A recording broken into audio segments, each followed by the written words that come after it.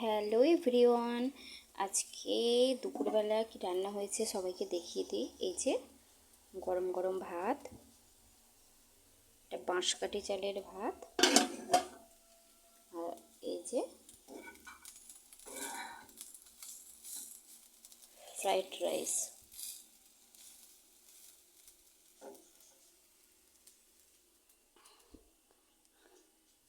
এখানে কি আছে একটু দেখিয়ে দিই। আচ্ছা, এর মধ্যে আছে গুড় পিঠে। আমি সকালে বানিয়েছিলাম, এখনও খাওয়া হয়নি।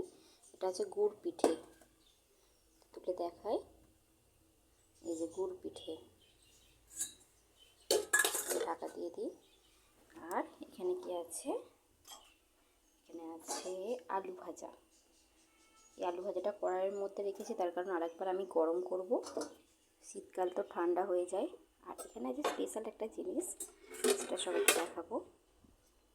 এই যে এখানে আছে আলু দিয়ে মাটন। এই যে মাটন,